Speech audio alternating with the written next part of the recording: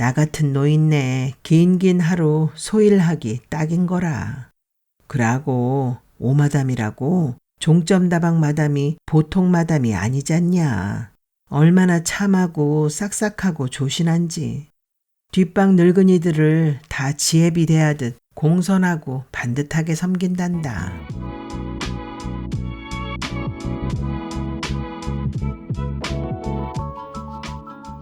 봄꽃은 다시 피고. 신현수. 종점 다방 앞에 이르자 나는 잠시 머무적거렸다. 얼김에 찾아가긴 했지만 선뜻 안으로 들어서기가 쑥스러워서였다. 망설임 끝에 종점 다방에 나무 문을 열자 카운터 앞에 앉아 분침을 두드리던 한복 차림의 여자가 내 쪽을 돌아다 봤다. 깔끔하고 곱살스러운 얼굴의 그 여자가 오마담이라는 걸 난 첫눈에 알아보았다. 손님 하나 없는 실내엔 동숙의 노래가 흐르고 있었다. 그때 오마담이 분첩 뚜껑을 탁 닫고 일어났다. 어찌나 세게 몸을 일으켰던지 팔걸이도 등받이도 없는 바 스툴은 발랑 뒤로 낮아빠지고 그녀의 폭넓은 자줏빛 치마 아래 굽 높은 꽃 고무신이 살짝 드러났다. 오마담은 그것을 일으켜 세울 생각도 않고 연분홍 반회장 저고리에 옷고름을 살짝 감싸쥐고선 소리쳤다. 또렷하면서도 촉촉한 리릭 소프라노 톤의 목소리였다. 예, 김양아. 동숙인지 금숙인지 그만 노래하라 하고 우리도 들어가자. 다들 제 집 찾아 기어 들어가는 야밤인데 우리라고 갈 데 없겠니?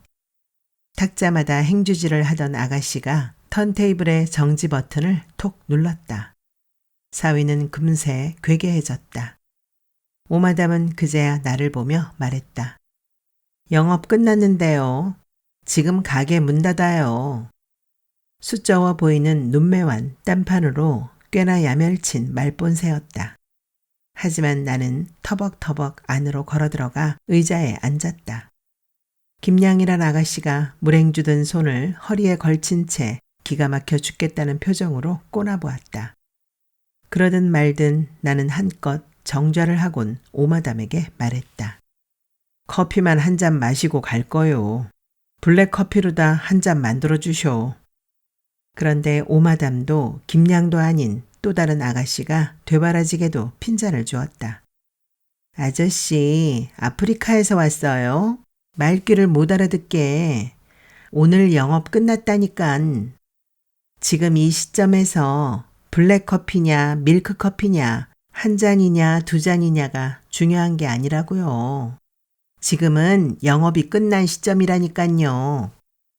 요것 봐라 하는 괘씸한 마음과 너무하네 하는 섭섭한 마음이 반반씩 들었다. 나도 몰래 말투에 치기가 서렸다. 거 시점 되게 좋아하네.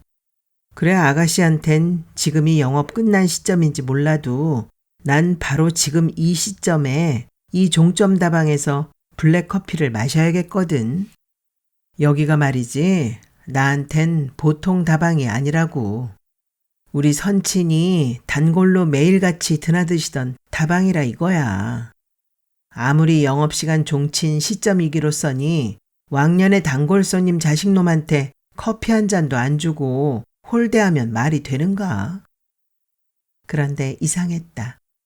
선친이란 단어를 발음하는 순간 가슴 한구석이 자근자근 아파오는 것이었다. 무엇 때문이었을까? 종점 다방 안 구석구석에 남아있을지 모르는 아버지의 흔적들이 내 몸속에 흐르는 당신의 피와 마주쳐 가슴을 압박해온 때문이었을까? 곳곳에 흠집이 선연한 나무 다탁과 의자, 시대에 동떨어진 턴테이블과 레코드판, 유행과는 한참 먼 구식 찻잔과 잿더리, 먼지를 뒤집어 쓴 채 벽에 걸린 밀레의 이삭줍기 그림. 그런 낡고 오래된 것들 속에 배어 있을지 모르는 당신의 흔적들이. 아버지, 말년에 당신은 아침 몇 술 뜨고 나면 거기에 종점 다방으로 향했다. 어디 계시느냐고 내가 핸드폰으로 가끔 행방을 물을라치면 당신 대답은 한결같았다. 어디긴 어디여. 종점 다방이지. 애비가 갈 데가 여기 말고 어디 있겠냐. 그럴 때 당신 목소리엔 어린애처럼 생생한 활기가 넘쳐 흘렀다. 목소리뿐 아니었다. 어느 날 갑자기 어머니를 떠나보내고 40년을 몸담아온 교단에서도 물러난 뒤 아버지는 조금은 넋이 나간 듯 멍해 보였는데 종점 다방이란 네 글자를 발음할 때만큼은 잔물잔물한 눈가에 총기가 반짝 돌았다. 언젠가 내가 종점 다방을 궁금해하자 당신은 마치 우등생이 모범 답안을 대듯 꽤나 진지하게도 설명을 늘어놓았다. 무엇이냐, 종점 다방으로 말할 것 같으면 나한텐 집이나 마찬가지인데요. 집이 별거요. 평일이고 공일이고 간에 아침나절에 가면 어둑어둑해질 때까지 그 안에서 마음 편히 쉬고 노니까 집이나 마찬가지라는 게지. 딱히 약속 안 해도 거기만 가면 친구 만날 수 있지. 장기며 바둑도 둘 수 있지. 붓글씨 쓰는 서예방도 따로 있고 졸림은 잠깐씩 눈 붙이라고 야전 침대도 두어 개 구석에 놔두지 않았겠냐. 나 같은 노인네 긴 하루 소일하기 딱인 거라. 그러고 오마담이라고 종점 다방 마담이 보통 마담이 아니잖냐. 나이는 30 중반이라든가. 암튼 얼마나 참하고 싹싹하고 조신한지. 뒷방 늙은이들을 다 지혜비 대하듯 공손하고 반듯하게 섬긴단다. 궁뎅이나 실룩실룩거리고 다니는 궁전다방 럭키다실의 천박한 마담들하곤 차원이 달러. 다르고 말고. 언제 너도 한번 종점 다방에 들러봐라. 부러울 건 없고 교육청에 올 일 있을 때 한번 들러봐. 애비 동무들한테 커피도 한 잔씩 돌리고 오마담하고 인사도 좀 트고. 하지만 난 당신 생전에 그 소박한 바람 하나 들어드리지 못했다. 아버지가 세상을 뜨고 석 달이 지나서야 종점 다방에 들렀으니까. 대학 동창들과 나라 경제를 안주 삼아 3차까지 술집을 전전한 끝이었다. 동창들과 헤어져 택시를 잡는데 문득 머릿속에 종점 다방이 섬광처럼 떠올랐다. 취기 탓이었을까? 꼭 종점 다방에 가보고 싶었다. 마침 종점 다방은 내가 택시를 잡으려던 곳에서 멀지 않은 데 있었고 근처를 지날 때 이미 자리는 보아둔 터였다. 어쩌면 종점 다방은 내 마음속 짐이었는지도 모르겠다. 생전에 아버지는 틈만 나면 종점 다방과 오마담을 이야기했고 당신의 오랜 친구가 빈소에 놓고 간 부의금 봉투 중 하나엔 종점 다방 오영선이란 이름이 적혀 있었기에 더더욱. 아버지가 종점 다방의 단골 손님이었다는 내 말은 즉각 효과를 보았다. 김양과 또 다른 아가씨는 시종일관 귀찮아 죽겠다는 표정을 지었지만 역시 오마담만은 달랐다. 그녀는 굽 높은 꽃 고무신을 나긋나긋 내디디며 내 쪽으로 와선 맞은편 의자에 살짝 걸터 앉았다. 나이를 가늠할 수 없는 매초롬한 외양에 비하면 눈매가 너무 수줍고 선하다고 생각할 때쯤 오마담이 화들짝 놀란 표정을 지었다. 어머, 손님, 천운동 이교장 어르신 자제분이시죠? 11월 말에 돌아가신, 맞죠? 오마담은 겨우 몇 초 만에 아버지와 나의 관계를 알아맞혀 버렸다. 하긴 젊은 시절의 아버지 사진을 보면 꼭 지금의 내 얼굴이라 할 만큼 닮은 꼴이긴 했다. 그녀가 너무 빨리 내 정체를 알아버리는 바람에 나는 머쓱하고 당황스러웠다. 그래서 가벼운 목례를 하며 대충 얼버무렸다. 오마담이시죠? 말씀 많이 들었습니다. 부의금도 감사히 잘 받았고요. 어머, 이 선생님, 어떻게 저를 다 아세요? 이렇게 영광스러울 때가. 오마담은 감격해 어쩔 줄 몰라 하더니 서둘러 두 아가씨를 내보내곤 블랙커피를 손수 한 잔 뽑아왔다. 커피는 별로 뜨겁지도 않아 난 숭늉 마시듯 단번에 후루룩 잔을 비웠다. 오마담이 여짓여짓하다 먼저 말을 꺼냈다. 빈소의 목값에서 너무 죄송해요. 우리 가게의 단골 어르신들 돌아가시면 제가 어지간해선 빈소에 찾아뵙거든요. 더구나 이 교장 어르신은 유난히 절 이뻐해 주시고 저도 어르신을 많이 따랐거든요. 근데 어르신 돌아가셨을 때 최양이 휴가를 가서 제가 가게를 비우기가 힘들었어요. 그리고 실은 제가 이 선생님 만나 뵈려던 참이었어요. 어르신 유품이 있어서 그것도 전해드릴 겸.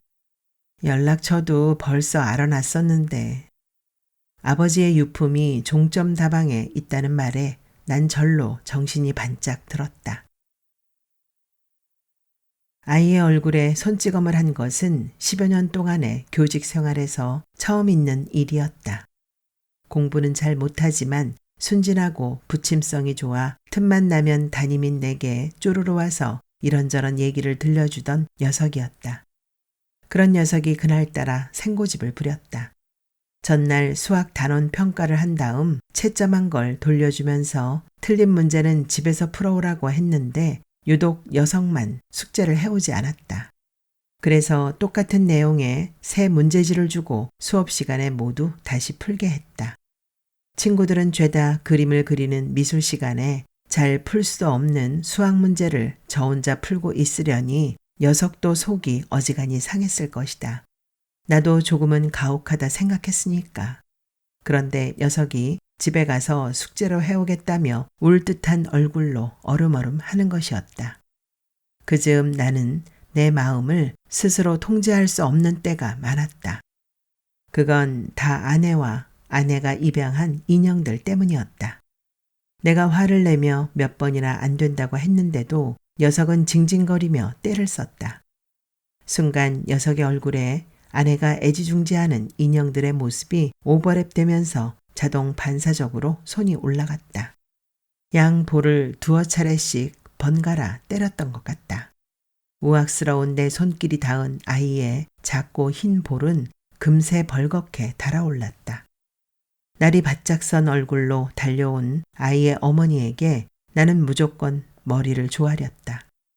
손바닥도 엉덩이도 아닌 뺨을 때린 건 나 스스로가 용인할 수 없는 체벌이었다. 그날 난 늦도록 빈 교실에 앉아 있다가 어스름의 교정을 빠져나왔다. 그러곤 아파트 근처 골목 어귀에 있는 허름한 카페에서 끝도 없이 술을 들이켰다. 그 밤 나는 술 말고는 그 누구와도 이 세상 어떤 것과도 연결되고 싶지 않았다. 물론 핸드폰은 전원조차 꺼놓았다. 아버지는 내가 목속 깊이 연거푸 독주를 들이붓고 있을 그 시간 담배를 사갖고 오다가 길에서 쓰러졌다. 동네 사람들이 발견해 구급차를 불러 병원으로 옮겼지만 당신은 차 속에서 서둘러 세상과 결별했다. 새벽 2시가 넘어 귀가한 나는 병원으로 달려간 아내 대신 나를 기다리고 있던 처형에게서 당신의 부음을 들었다. 술김에도 불효한 자신에 대한 분노가 슬픔보다 커서 나는 마음껏 통곡도 못했다. 어머니가 먼저 세상을 떠난 뒤 아버지는 혼자 살기를 고집했었다. 두 분이 30년 가까이 사시던 집에 나하고 아내가 들어가 함께 살겠다는데 당신은 부득부득 싫다고 했다. 그 무렵 나는 아내와 단둘이 사는 아파트, 인형들로 꽉 찬 아파트가 숨 막힐 것처럼 답답했다. 내가 유년에서부터 청년기를 보냈던 집에서 어머니와 아버지의 손때가 곳곳에 묻어있는 마당 있는 너른 집에서 좀 푸근하게 살고 싶었다. 인형 말고는 만사에 관심 없는 아내는 좋다고도 싫다고도 하지 않았고 난 아버지 집으로 가면 어쩌면 아내가 인형들을 떠날 수 있지 않을까 하는 은근한 기대도 했다. 무엇보다도 어머니가 계실 때야 두 분은 두 분대로 오붓하게 또 우린 우리대로 단출하게 살자는 뜻에서 분가했지만 홀로 된 아버지를 그냥 놔둘 수 없기 때문이기도 했다. 그런데 아버지는 굳이 마다하는 거였다. 그럼 저희 아파트로 오시지요. 아파트는 아무래도 좁고 불편하실 것 같아서 우리가 아버지 집으로 합치려는 건데 아니면 이참에 아파트를 좀 넓은 데로 옮길까요? 아파트? 턱도 없다. 그 성냥갑 같은 데서 어찌 살라고. 내가 이 집서 혼자 살겠다는 건 딴 뜻 없다. 내가 불편해서 싫다는겨. 내가 병이라도 들었다면 니들이 말 안 해도 당연지사 니들 신세를 져야겠지. 하지만 내 몸이 이렇게 성한데 뭐하러 서로 불편스럽게 한 집에 뭉쳐 사냔 말이다. 네 어머니가 가꾸던 집을 함부로 떠날 수도 없고 니들도 결혼하곤 줄곧 아파트에서만 살아와서 이렇게 낡은 한옥에선 못 산다. 아무 걱정 마라. 등산이며 낚시질 뻔질나게 댕긴 몸이라 밥이며 찌개며 웬만한 건 다 할 줄 안다. 빨래야 세탁기로 들들 돌리면 그만이고 일주일에 2-번 파출부나 불러다오. 네 어머닌 집에 남 손 타는 거 싫다고 파출부 1번 부른 적 없다만 내가 청소까지 할 수는 없지 않겠냐. 새애기 몸도 약한데 이 너른 집까지 청소하랄 수도 없고. 이른이 가까운 노인네 치곤 무양무양한 양반이 아니고 웬만하면 내 의견을 들어주는 편이었는데도 아버지는 합쳐 사는 일에 관해서만은 양보하지 않았다. 당신은 뜻대로 말년을 혼자서 보냈다. 나와 아내는 처음엔 적어도 하루 걸러 1번씩은 안부 전화를 하고 2주일에 1번꼴로 당신 집을 찾아갔다. 하지만 시간이 흐를수록 전화는 일주일에 1번, 열흘에 1번꼴로 점점 뜸해졌고 아버지 집에 가는 것도 2-달에 1번이 될까 말까 했다. 처음엔 아버지 혼자 그 텅 빈 집을 지키게 하는 것이 마음 아팠지만 나 또한 점차 그 상황을 자연스레 여기게 됐다. 그러한 당신의 말년이 행복했는지 외로웠는지 나는 몰랐다. 아버진 한 번도 속마음을 자식인 내게 내보이지 않았으니까. 그러나 아버지가 그렇게 세상을 뜬 뒤부터 나는 자주 자괴감에 시달렸다. 내가 당신의 말년을 너무 외롭게 했다는 생각 때문에, 당신을 임종했어야 할 시간에 술이나 퍼마시고 있었다는 생각 때문에. 커피를 리필해 주겠다며 주방 쪽으로 간 오마담이 창밖을 내다보더니 호들갑을 떨었다. 세상에, 눈이 그냥 막 퍼붓네요. 다 늦은 2월에 이렇게 눈발이 날리다니. 이 선생님, 눈도 퍼붓는데 저하고 술 한잔 해요. 요 앞에 괜찮은 포장마차 있는데 연탄불에 굽는 꽁치가 완전 끝내주거든요. 안 그러심 어르신 유품도 안 드릴래요. 내 대답도 듣지 않고 오마담은 구석방에서 옷을 갈아입고 나왔다. 틀어 올렸던 긴 머리를 풀어내리고 꽃핀 2개를 양쪽 옆머리에 치켜 꽂은 그녀는 영락없는 20대 후반의 아가씨였다. 치렁치렁한 한복 대신 갈아입은 빨강 스웨터와 진회색 골덴 바지, 그 위에 걸친 검정 롱코트, 그리고 목 부분에 친친 두른 빨강 털 목도리까지. 그 모든 것은 그녀를 노인 전용 다방의 오마담이 아닌 전혀 다른 여자로 변신시켜 놓고 있었다. 포장마차는 딱 2자리가 비어 있었다. 소주 2잔이 들어가고 나서야 오마담은 아버지 이야기를 시작했다. 아버지는 아주 특별하고 멋있는 손님이었다고 그녀는 말했다. 5년 전쯤부터 종점 다방을 드나들기 시작했는데 풍채로나 인품으로나 여느 손님 제칠 정도였고, 당신 또한 종점 다방을 무척 좋아해서 금방 단골이 되었다는 것이다. 5년 전이라면 어머니를 떠나보낸 직후였을 것이다. 어머니는 아버지의 정년퇴임 기념식을 2주일 앞두고 심장마비로 세상을 떴다. 협심증이 있었다고는 하지만 그리 심하지는 않았기에 어머니의 갑작스러운 운명은 우리 모두에게 충격이었다. 한평생을 함께한 배우자와의 갑작스런 이별, 40년 가까이 일했던 교단과의 예정됐던 작별. 그때가 아마 아버지의 인생에서 가장 힘든 시기였으리라. 그러나 아버지는 어머니의 사무제를 치르고서 이틀, 정년 퇴임식을 마치고서 이틀, 이렇게 단 나흘 동안만 내 집에 머물렀다. 어머니의 49제를 치르기까지는 나도 그런 당신을 이해하려 했다. 한 동네에서 자라 얼굴에 여드름 꽃필 때부터 좋아했던 당신의 아내이자 내 어머니. 그이가 오래도록 가꾸어 온 집을, 그이의 흔적이 곳곳에 남아있는 집을 아버지는 함부로 비울 수 없었을 것이라고. 하지만 49제를 마친 뒤에도 아버지는 그 너르고 빈 집에 고즈넉이 머물기를 원했다. 그랬던 양반이 말년의 허전한 심사를 종점 다방과 어린 오마담에게 기댔다고 생각하니 참 어이없었다. 오마담은 소주 한 잔을 원샷으로 마시더니 다시 말을 이었다. 어르신께서 이 선생님이랑 며느님 자랑도 많이 하셨어요. 두 분 다 아주 반듯하고 효성스럽다면서요. 반듯하고 효성스럽다니 당치 않은 말이었다. 나와 아내가 진실로 반듯하고 효성스러웠다면 말년의 아버지를 그렇게 놔두지 않았으리라. 그렇게 허무하고 외롭게 보내드리지 않았으리라. 오마담이 내뱉은 그 한마디는 날카로운 비수처럼 내 심장에 날아와 꽂혔다. 심장에 꽂힌 비수를 뽑고 지혈제라도 뿌려야 했지만 나는 비수도 뽑지 못하고 지혈제 대신 쓴 소주만 털어 넣었다. 아내가 처음으로 낯설게 느껴졌던 건 처형과 통화하는 걸 들었을 때였다. 장을 보고 돌아온 아내는 내가 모처럼 일찍 퇴근해 서재에 박혀 있는 것도 모르고 전화통에 대고 큰 소리로 떠들어댔다.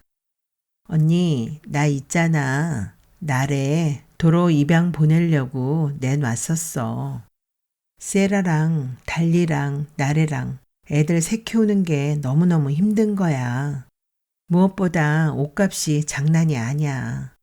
걔들도 맨날 같은 옷 입힐 수 없잖아. 그래서 요 녀석 때때옷 해입히면 조 녀석이 질투하는 것 같고 다 사주려니 요새 애들 옷값이 여북 비싸야 말이지. 접대는 세라 목욕시키다가 걔 눈이 빠진 거 있지.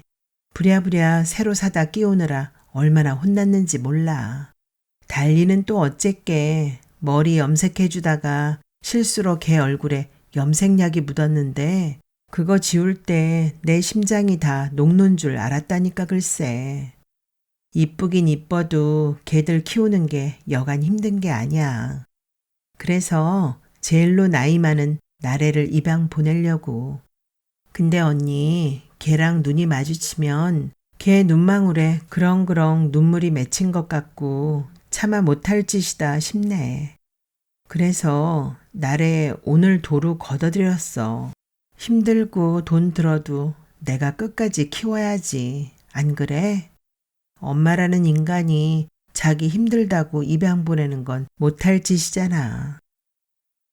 그즈음 아내는 상태가 점점 심해지고 있었다. 어머니가 조심스레 전화를 걸어온 것도 그맘때였다. 새애기 말이다. 참말 괜찮은 거냐? 어쩌냐게 내가 밑반찬 좀 해갖고 니들 집에 안 갔겠냐. 초인종을 눌러도 아무 반응이 없길래 비밀번호 눌러 문 따고 들어갔지. 근데 새애기가 말이다. 인형들을 죄 분해해서는 머리통 열어 눈알을 빼고 다른 걸로 갈아 끼우고 있더라. 머리통이며 몸통, 팔다리, 눈알 할 거 없이 식탁 위에 줄줄이 늘어났는데 어찌나 섬뜩하든지. 내가 기함을 해서 뒤로 나자빠질 뻔했지 뭐냐. 인형들이라도 걔들이 좀 크냐? 꼭 2살 먹은 아이 키만 해갖고는. 어머니 오셨어요 하고 인사하는데도 새애기가 영 딴 사람 같고 이상하더라. 더 이상 듣지 않아도 어머니가 받은 충격을 이해할 수 있었다. 나도 언젠가 새벽에 화장실에 가다가 거실에서 인형 분해 작업을 하고 있는 아내의 모습에 혼비백산한 적이 있으니까. 어머니가 돌아가시기 얼마 전부터 아내는 인형 마니아가 되어버렸다. 세 번째 계류 유산을 하고서 처형과 떠났던 제주도 위로 여행길에서 구체 관절 인형이라는 돌피 인형 하나를 사온 게 화근이었다. 아내는 곧 돌피 인형에 빠져들었고 하나둘씩 더 사들이기 시작했다. 인형의 숫자가 10손가락으로도 헤아리지 못할 만큼 늘어나자 아내는 인형들을 제대로 돌봐야 한다며 10여 년 넘게 다닌 직장마저 그만두었다. 덕분에 우리 집은 사람의 집이 아니라 인형의 집으로 변해갔다. 돈을 주고 인형을 사오는 거였지만 아내는 꼭 아이를 입양한다고 표현했다. 아내는 인형을 입양해 키우기 시작한 후부터 자신은 물론 집을 돌보지 않았다. 당연히 시부모에 대해서도 큰 신경을 쓰지 않았다. 그런 아내를 나는 어쩌지 못했고 아버지 어머니도 마찬가지였다. 정신과 전문의인 처형은 아내를 많이 걱정했다. 선에 저러는 거 까딱 잘못하면 병이 될 수 있어. 선애가 어릴 때도 인형을 좋아했지만 지금은 어른이잖아. 어른이 돼서도 유년 시절의 취미를 유지하는 사람들을 키덜트족이라 하는데 선애는 보통 키덜트하고는 달라. 선애한테는 인형이 취미의 대상이 아니고 허전함과 상처를 달래주는 치유의 매개체거든. 그리고 지금은 거의 인형 중독 상태야. 여자가 3번씩이나 계류 유산 해봐. 더구나 제부는 3대 독자 외아들인데 사돈 어르신들이 생각이 깊고 교양이 있으셔서 싫은 소리 안 하시고 제부도 내색 안 해 그렇지. 선예 개 속이 오죽 썩었겠어. 다행히 사돈 어르신들이 갓난아이 하나 입양하라 하시고 선애도 그러마 했는데 제부가 반대를 하니 제가 저렇게 된 거 아니야. 다 좋다는데 왜 제부만 싫다는 거야? 제부도 선애 저러는 거 싫고 인형들도 지긋지긋하지? 지금 이대로 놔뒀다간 진짜 문제 생겨요. 나중에 후회하지 말고 얼른 결론을 내려. 내가 장담하는데 아이 입양하는 그날로 돌핀지 덜핀지 하는 인형들 제부네 집에서 싹 사라질 거야. 그리고 옛말에도 있잖아. 애 우는 소리가 나야 사람 사는 집이라고. 난 누구보다도 아내를 사랑했고 마음 푸근한 처형도 누구보다 좋아했지만 입양 문제만큼은 쉽게 마음 내키지 않았다. 소주 한 병쯤은 마셨을 것 같은데 오마담의 눈동자며 말씨는 또랑또랑 하기만 했다. 이 교장 어르신은 늘 우리 가게 첫 손님이셨어요. 비가 오나 눈이 오나 바람이 부나 아침 9시면 어김없이 문 열고 들어와 거리가 한눈에 보이는 통유리 창 옆 고정석에 자리를 잡으셨죠. 그러곤 친구들이 하나둘 얼굴을 내밀 때까지 창밖을 내다보며 생각에 잠기거나 뭔가를 공책에 깨작거리곤 했다고 한다.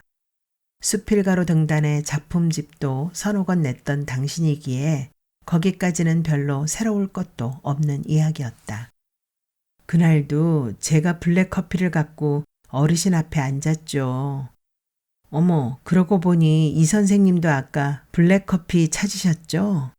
두 분이 똑같으시다. 암튼 그날은 제가 앞에 앉은 것도 모르시고 공책에 뭔가 계속 쓰시는 거였어요. 그래서 제가 뭐 쓰세요? 애인 할머니한테 연애 편지라도 쓰세요? 하고 여쭈었죠. 그러니까 얼굴이 벌개지시면서 아무것도 아니다 그러시는 거예요.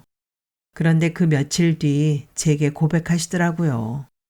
무료하고 쓸쓸할 때마다 일기 쓴단다. 할망구 데려와 평생 고생만 시키고 먼저 보낸 것도 마음에 걸리고 늙어서 자식한테 짐덩어리 되는 것도 걸리고 그래서 그런 마음을 여기 쓴단다 하시면서요. 그 공책이 바로 이거예요. 그걸 돌아가시던 날 우리 가게에 놓고 가신 거죠. 그토록 꼼꼼하신 양반이 어째 이걸 우리 가게에 놓고 가셨는지 몰라. 오마담은 숄더백에서 잿빛 가죽 커버를 씌운 낡고 두툼한 공책을 꺼내 내게 건넸다. 마침 눈발이 굵어져 비닐 천막에 벌어진 내 귀퉁이 사이로 눈보라가 마구 들이쳤다. 내 얼굴에도 내 무릎에 놓인 아버지의 일기장 위에도 눈이 하얗게 쌓였다. 얼굴에 스친 눈발이 얼음보다 차가웠지만 눈보라를 피할 생각도 못하고 난 망연자실 앉아 있었다. 그렇잖아도 아버지의 유고나 일기장 같은 게 있지 않을까 싶어 당신이 떠나고 난 빈집을 아내와 함께 샅샅이 살폈었다. 하지만 예전의 일기장은 몇 권 있는데 어머니가 돌아가시고 난 뒤의 것은 없었다. 그런데 왜 아버지는 수십 년을 머문 집이 아닌 종점 다방에 말년의 일기장을 남긴 것일까? 단지 우연이거나 실수였을까? 오마담이 내 옷과 아버지 일기장에 쌓인 눈을 털어주곤 위하여 소주잔을 쨍 부딪혔다. 우리 단골 손님 중에 혼자 사시는 분 정말 많거든요. 요즘엔 몸만 건강하면 나이 드셔도 혼자 있는 게 더 편하신가 봐요. 그래도 전 이교장 어르신 혼자 사시는 게 궁금하더라고요. 그래서 어느 날 여쭤봤죠. 아드님과 합쳐 살지 왜 혼자 지내세요? 아드님 내외가 뒷방 늙은이 취급할 것 같아 그러세요? 이렇게요. 그날 저 얼마나 혼났는지 아세요? 예끼, 오마담, 내가 너를 딸처럼 생각하고 조신하고 어여삐 봤는데 아주 발칙하구나. 네가 우리 아들 내외를 감히 어찌 보고, 탁자를 탕탕 치며 이러시는데 저 정말 기절할 뻔했어요. 그렇게 화내시는 거 처음이었거든요. 제 말이 많이 서운하셨든지 한동안 우리 가게에 안 오셨죠. 아버지가 종점 다방의 모습을 드러낸 건 그 일이 있고서 보름도 훨씬 지난 뒤였다고 한다. 하지만 한동안은 오마담과 눈도 마주치려 하지 않고 이야기도 하지 않더라는 것이다. 어느 날 저녁 무렵이 되어서야 우리 가게에 오셨어요. 약주를 하셨는지 얼굴이 불쾌하시대요. 그러더니 이러시는 거예요. 오마담, 자네가 나더러 왜 혼자 사냐고 물어봤지? 내가 내 한 몸 아직 감당할 수 있겠다. 자식한테 짐덩어리 되기 싫어 그리 했다. 하지만 밤이면 옆구리가 막 시려. 죽은 할망구 손길이 안 닿은 데가 없는 집이라 더 그런 거라.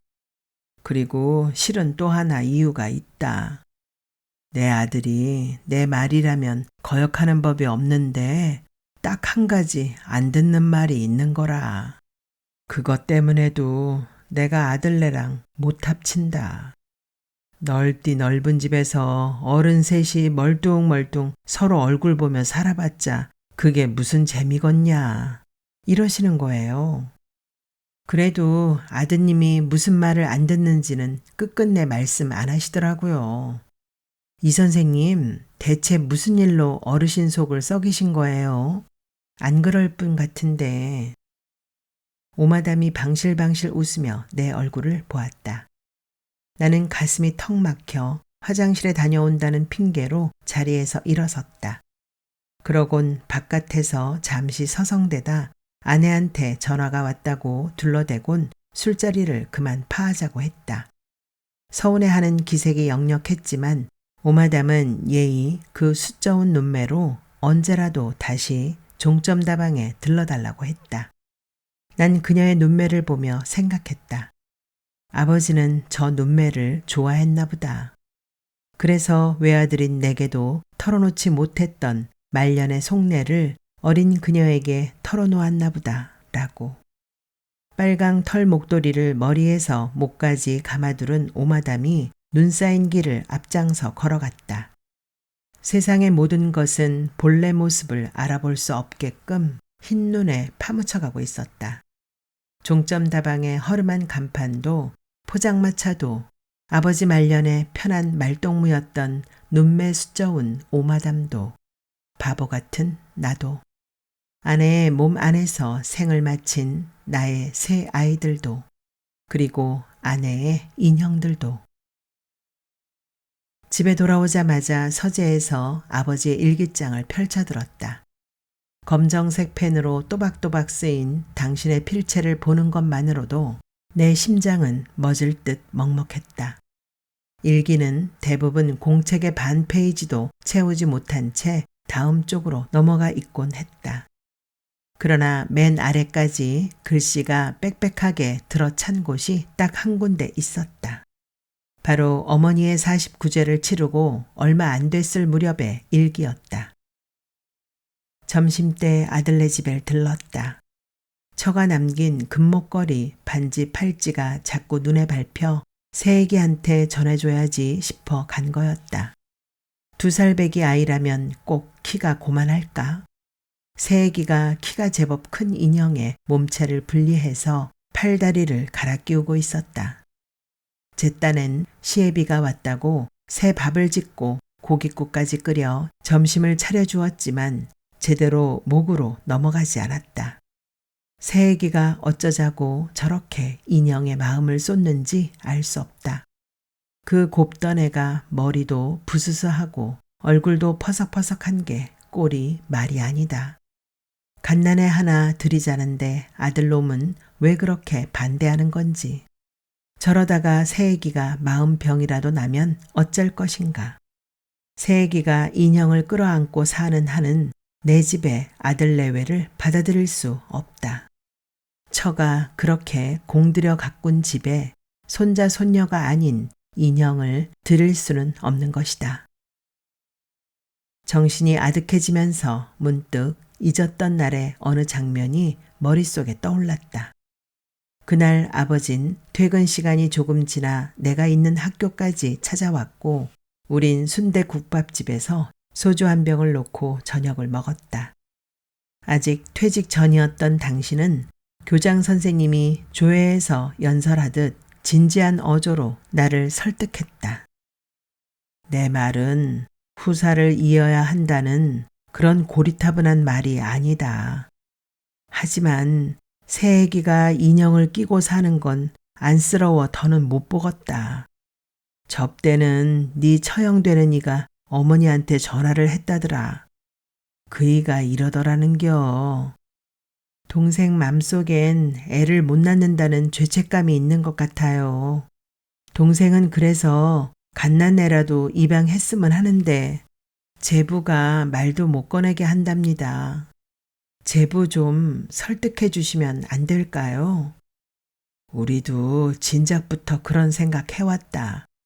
대명천지에 네 피 섞인 아이만 고집할 거 아니다.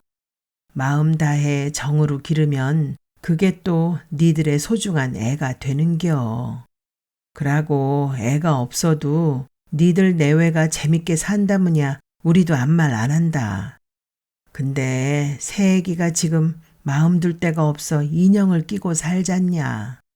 일이 이러하니 아동복지회 같은 데 가서 사내에든 계집애든 건강한 아이 하나 거둬 키우거라. 그러나 나는 아버지의 말을 일축해버렸다. 후사를 이을 목적이 아니라면 굳이 부모가 누군지도 모르는 아이를 왜 입양합니까? 전 그런 짓 안 합니다. 라고. 그날 이후 당신은 다시는 입양에 대한 말을 꺼내지 않았다. 아버지는 그런 양반이었다.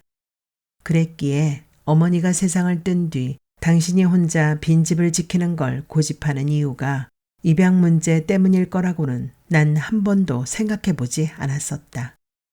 그러나 오마담의 이야기로도 당신이 남긴 일기로도 모든 것은 명백해졌다.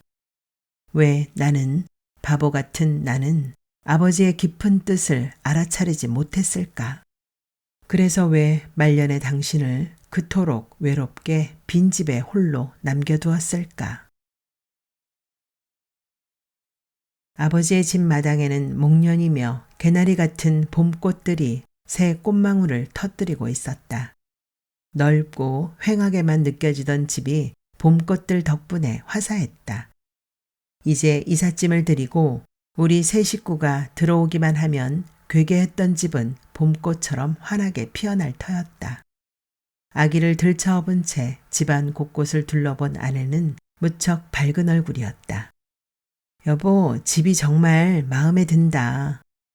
도배랑 장판, 페인트 칠만 했는데 완전 새 집 같잖아. 더 이상 손볼 필요도 없겠어. 난 사실 진작부터 아파트 별로 안 좋았거든. 우리 애기 키우는데도 아파트보단 이렇게 꽃밭이랑 마당이 있는 집이 훨씬 좋을 거고, 애기 좀 더 크면 타게 마당에 그네도 매달고 마당 한 구석에 작은 연못도 만들어요. 근데 좀 죄송하다. 아버님 혼자 이 넓은 집을 지키셨을 걸 생각하니 아버님 계실 때 진작 들어와 살 걸. 난 그러나 웃음만 머금을 뿐 아무 말도 하지 않았다. 아버지 말년에 당신 혼자 빈집을 지키게 한 것도, 우리가 살던 아파트를 인형의 집으로 만든 것도 모두 나였으니까. 아내가 다시 집 안으로 들어간 사이 난 천천히 마당을 거닐었다. 내가 10살 때부터 결혼 전까지 20해 동안이나 살았던 집. 아버지와 어머니의 흔적들이 켜켜이 남아있는 집. 그 집에 봄꽃 핀 마당을 거닐자니 가슴이 뭉클했다. 그때 안에서 갑자기 아이 우는 소리와 함께 아내가 아기를 어르는 소리가 들려왔다. 아, 난 비로소 아버지에게 말하고 싶었다.